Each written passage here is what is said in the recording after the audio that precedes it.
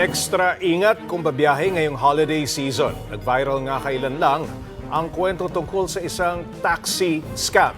Ang binayaran ng nabiktimang foreigner parang mas mahal pa sa pamasahe sa eroplano. Para bigyan ng mukha ang balita, Mobile Journal, King Senko. Kaya natin to. Ito ang viral video na kuha ng isang foreign national na bumisita dito sa Pilipinas, mga paps. Makikita sa video na pagsakay nila, may nag-offer agad sa kanila ng tila fair rate card na nakalagay sa isang papel na nilaminate. My friend, this is our rate. Okay. Airport need the rate.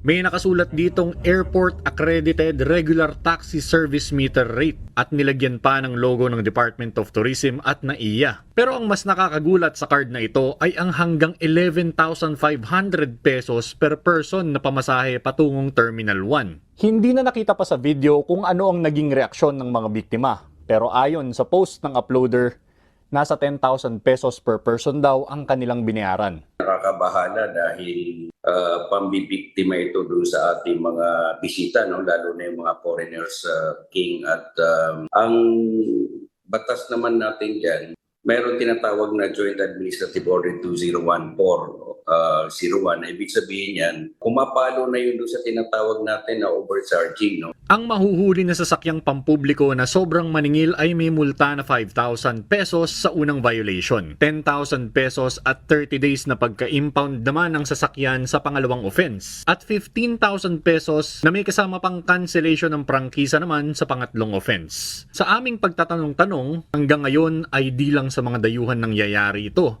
lalo na ngayong magpapasko. Way ko, destination ko is Guadalupe lang, tapos dito sa may Makati lang din. 500 pesos daw po yung kailangan kong bayaran sa kanya. Kasi nag-taxi daw po ako, hindi daw po jeep. Bukod sa ganyang katwiran ng driver na naengkwentro ni Apple, nagtaka rin daw siya dahil hindi man lang binuksan ng driver ang metro. Ang ganitong insidente, lumolobo raw kapag magpapasko, ayon sa organisasyon ni na Attorney Alex Abaton. Kaya may payo sila sa mga paps nating makakaengkwentro ng ganito. Huwag mag-atubili na magsumbong, itawag sa LTFRB, sa LTO, para po hindi namamayagpag yung mga ganitong klaseng pang-aabuso. Kung lehitimo raw ang taxi, nakalagay dapat sa visible na lugar sa unahang bahagi ang ID ng driver, maging ang contact details ng taxi company nila. Sinusubukan pa nating hingian ng pahayag ang LTFRB at NAIA kaugnay ng insidenteng ito. Kaya naman ngayong Kapaskuhan, mga paps, kung kailan ng lahat ay dumaranas ng Christmas rush, mas makabubuti pa rin na magdoble ingat para makaiwas sa mga abusadong driver. Mobile Journal, King Senko po, hatid ang mukha ng balita. Gusto mo bang lagi kang updated sa mga balita? Aba, ay simple lang.